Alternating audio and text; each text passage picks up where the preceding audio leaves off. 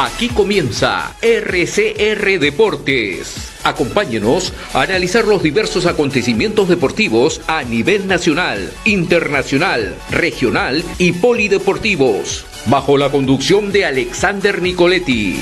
Bienvenidos.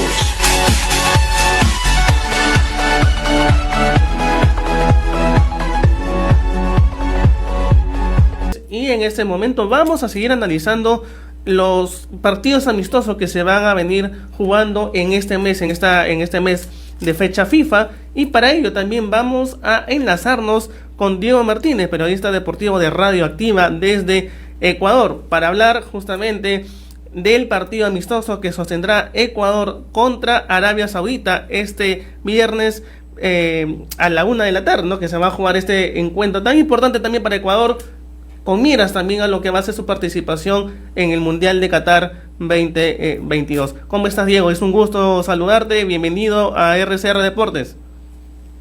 Un abrazo muy grande, Santino. ¿Qué tal? Un saludo para toda la gente a través de RCR Deportes en todo Perú.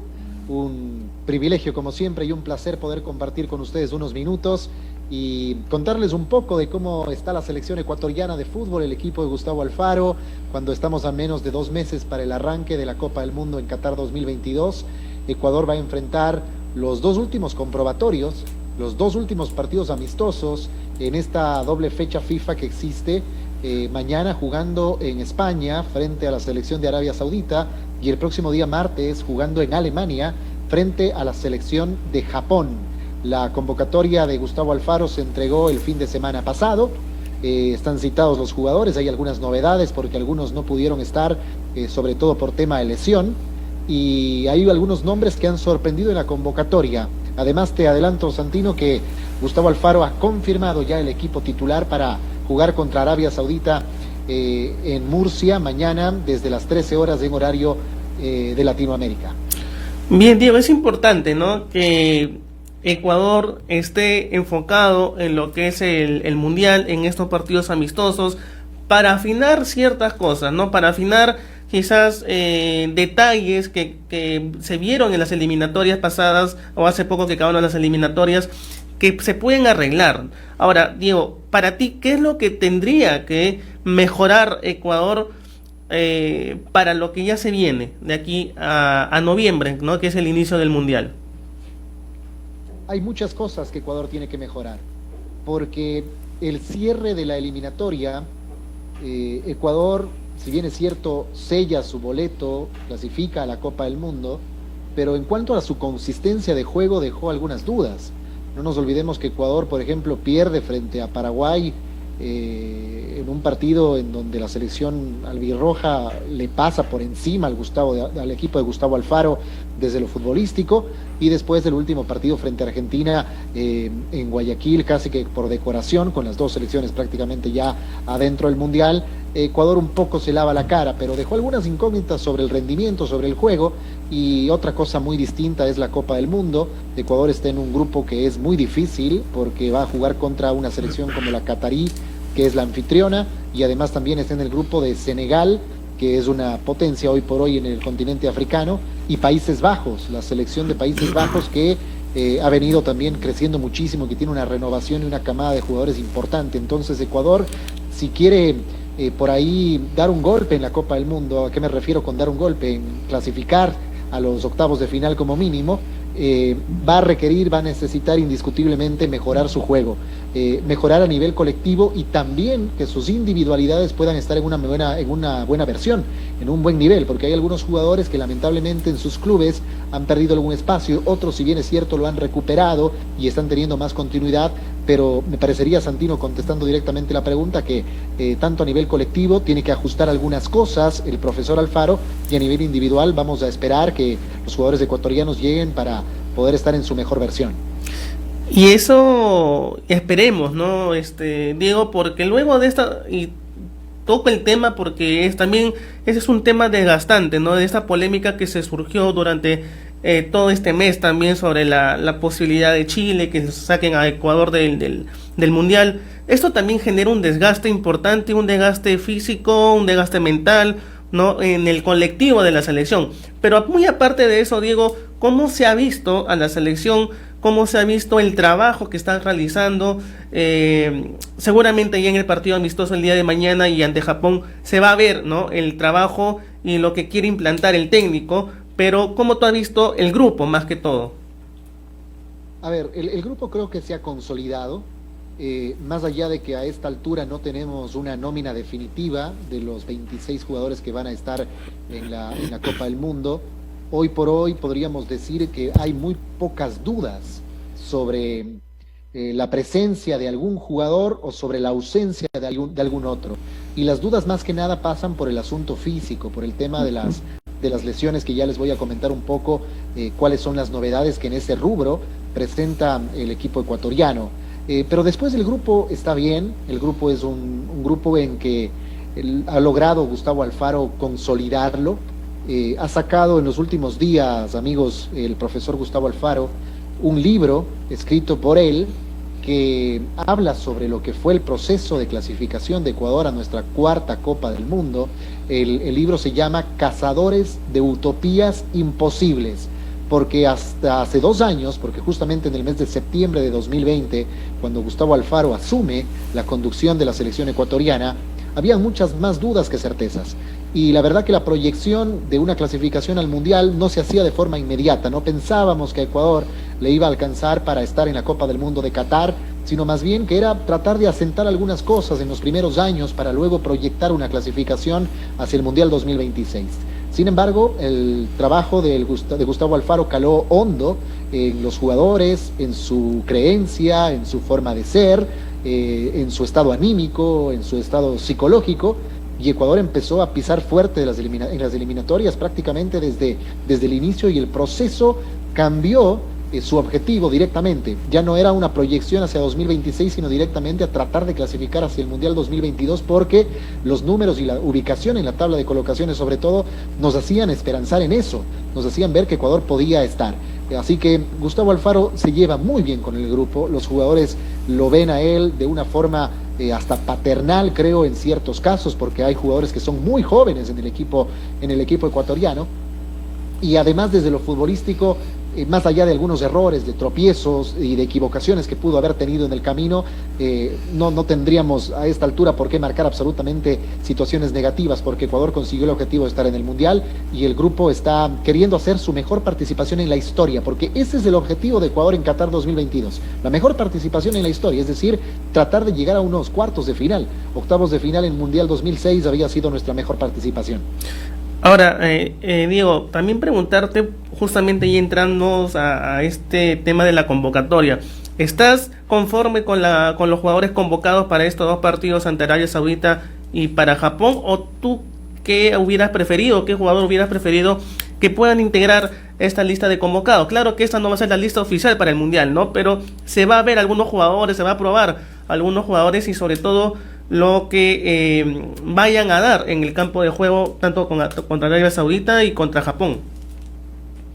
Bien, no solamente yo, sino creo que la gran parte o la gran mayoría de la opinión pública está bastante satisfecha con la convocatoria, sabiendo que, como tú bien señalas, no es definitiva, y sabiendo que existen hoy algunas novedades.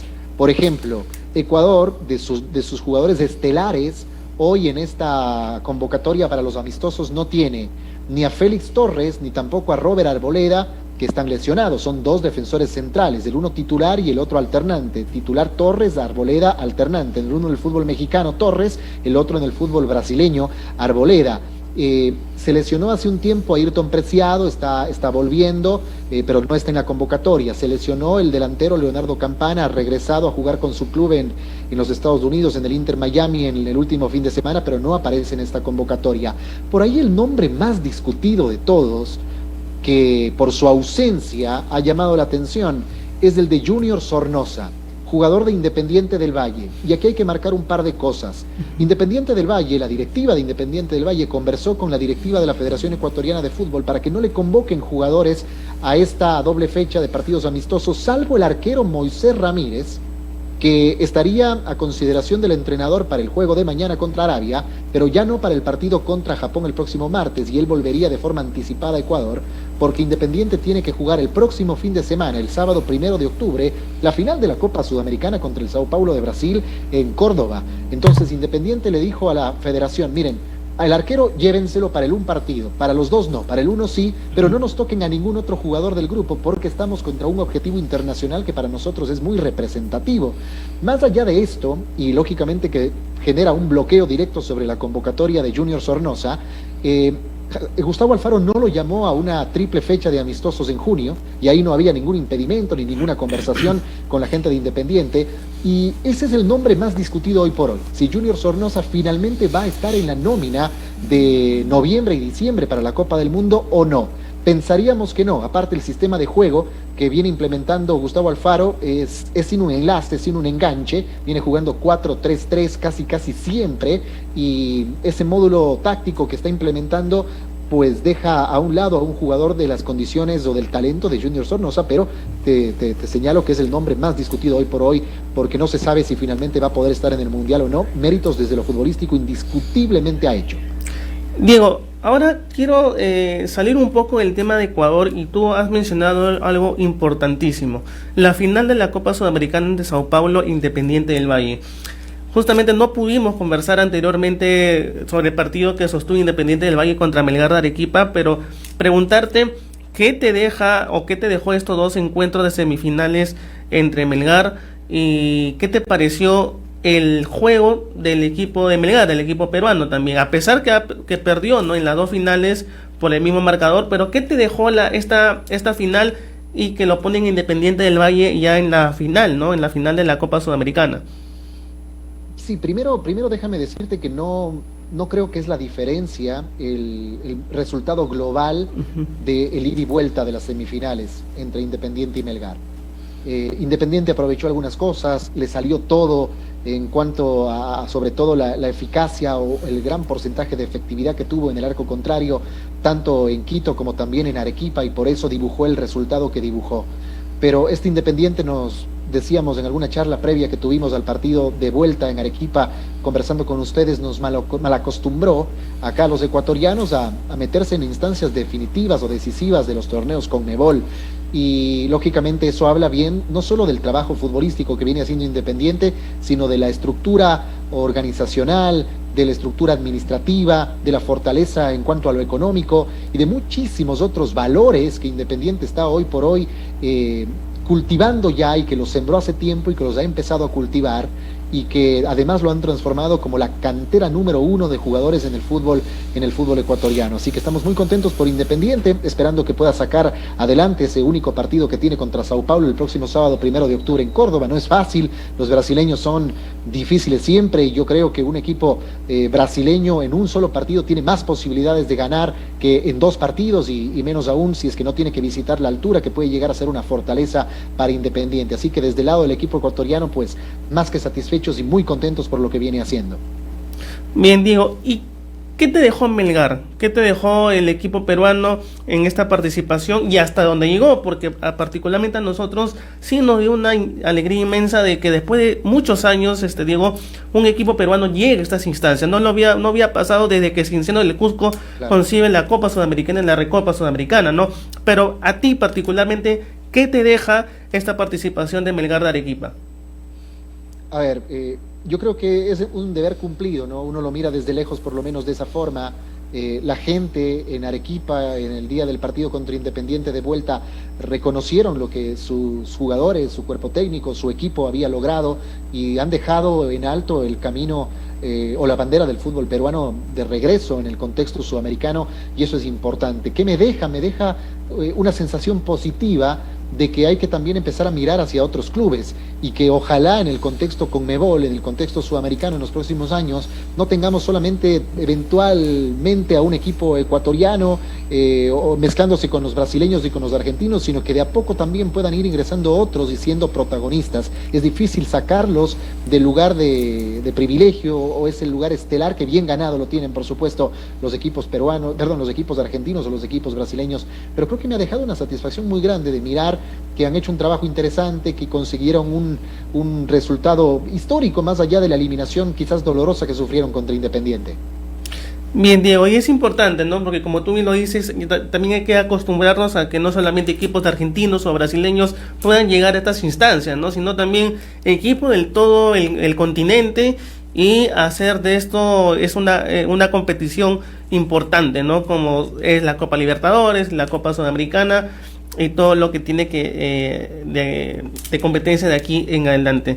Diego, ahora preguntarte en estos últimos minutos qué expectativas también hay conforme a lo que vaya a hacer ahora Ecuador. Si bien es cierto, esta lista no es una lista oficial para las eliminatorias, pero de esta lista, ¿tú crees que alguno de los jugadores queden para Qatar 2022? La gran mayoría de los que hoy están en la convocatoria van a repetir y sin duda alguna van a aparecer en la lista definitiva que Gustavo Alfaro la entregará en el mes de noviembre. Están citados 4 arqueros, los 4 juegan en el fútbol ecuatoriano y como novedad son los únicos jugadores domésticos, para así llamarlo. Todos los otros, defensas, mediocampistas y atacantes hoy por hoy juegan en el fútbol internacional. Alexander Domínguez, Hernán Galíndez, Moisés Ramírez y Gonzalo Valle son los arqueros. En defensa están citados Byron Castillo, Ángelo Preciado, Luis León, Javier Arriaga, Piero Hincapié, Pervis Estupiñán, Diego Palacios, Jackson Poroso, William Pacho. Los mediocampistas Carlos Grueso, Jackson Méndez, Moisés Caicedo, Patrickson Delgado, José Cifuentes, Alan Franco, Ángel Mena, Gonzalo Plata, Jeremy Sarmiento, Romario Ibarra, Nilson Angulo y Anthony Valencia. Y los delanteros Michael Estrada, Yorcaev Reasco y Ener Valencia. Yorcaev Reasco es hijo de un histórico jugador ecuatoriano, Neiser Reasco, no sé si lo vayan a recordar ustedes, pero Neiser estuvo en Mundial 2006, por ejemplo, con la selección ecuatoriana. Yorcaev está jugando hoy por hoy en el Colón de Argentina, perdón, en Newell's de Argentina, y es el hijo de Neiser. La formación de Ecuador confirmada, Santino, para mañana, porque Gustavo Alfaro lo ha dado a conocer, te la cuento rapidísimo, va a ser con Alexander Domínguez en la portería, en defensa, línea de 4, con Ángelo Preciado, va a jugar también Jackson Poroso y Piero Hincapié, los 2 defensores centrales, por izquierda Pervis Estupiñán. En medio campo hay un triángulo que se arma en la primera línea de volantes, que lo conforman Carlos Grueso como el volante central, un poco abierto sobre la derecha, va a estar en este caso Alan Franco ante un problema muscular que tiene José Cifuentes, está descartado para el primer partido porque si no él jugaría, pero va a jugar Alan Franco, y va a estar también en esa zona Moisés Caicedo. Y más adelante Gonzalo Plata, por el otro costado aparecerá Romario Ibarra y en punta Ener Valencia. Esa es la formación confirmada ya por el entrenador en rueda de prensa hoy, cerca del mediodía horario nuestro.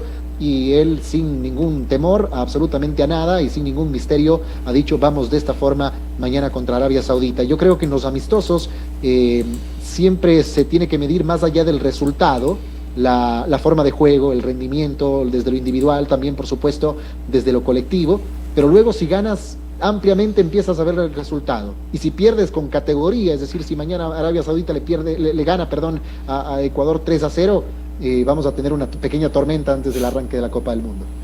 Así es, Diego, ha sido un gusto nuevamente que estés aquí en el programa. Gracias por aceptar esta invitación de nuevo para hablar de Ecuador, de lo que va a hacer con sus partidos amistosos y sobre todo, ¿no? Las miradas están muy pendientes a lo que también va a hacer Ecuador en el Mundial, en el Grupo A que le ha tocado, y esperemos, claro está, que Ecuador pueda hacer un buen Mundial y sobre todo unos buenos partidos amistosos para saber qué es lo que le falta y de lo que tiene que seguir mejorándolo para justamente este Mundial que se viene.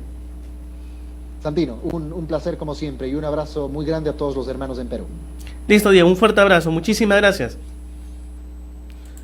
Bien, amigos, ha sido Diego Martínez, periodista deportivo de Radio Activa desde Ecuador. Esto fue RCR Deportes. Retornamos mañana con más información del mundo deportivo.